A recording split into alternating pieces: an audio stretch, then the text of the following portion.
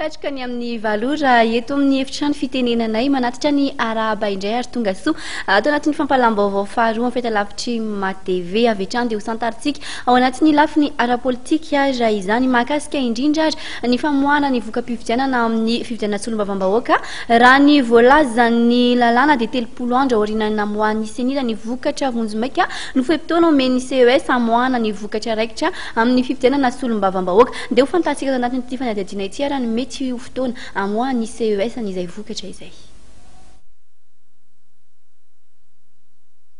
Raha tsy misy ny fiovana dia ny zoma 7 febroary no amoahany fitsarana manokana amin'ny sana fifidianana amin'ny vokatra raikitra momba ny fifidianana solombavam-bahoaka izay notanterahana ny 20 desambra 2024 lasa teo. 10 andro melohan'izay fotoana izay dia mbola manohy ny fandiniana ireo antota taratasy momba ny fifidianana solombavam-bahoaka ny fitsarana manokana amin'ny sana fifidianana. Ny CES izay nahavoaray fitarainana anjato maro momba ny fifidianana solombavam-bahoaka izay natao farany teo. Hatramin'ny androany dia fangatahana fiarovan-tena na arrêt avant dire droit iray no navoakan'ny CES mikasika ny fifidianana solombavam-bahoaka.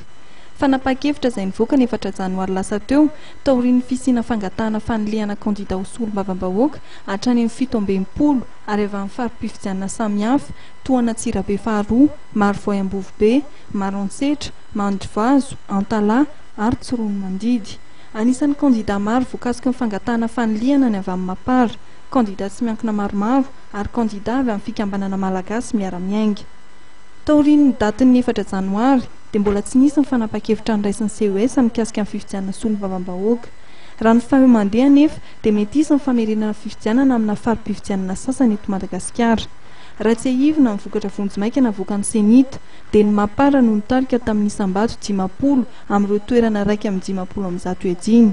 17 kosa ny toerana tarihan'ny Ankolafy Ravalomanana, 13 ny MMM, 7 an'ny fikambanana Iarakisika, 10 leader Fanilo, 2 an'ny samby fiaran'ny Noé ary ny iray ho an'ny FFF sy ny MTS. Ny fifidianana solombavam-bahoaka izay kinanoavin'ny gouvernement tao anatin'ny Repoblika Fahefatra, izay maro anisa ao anatin'ny antenimieram-pirenena mantsy no hanome anaran'ny Prime Ministra amin'ny filoham-pirenena izay tompony teny farany momba ny fanendrenan'ny lehiben'ny gouvernement iara-iasa aminy.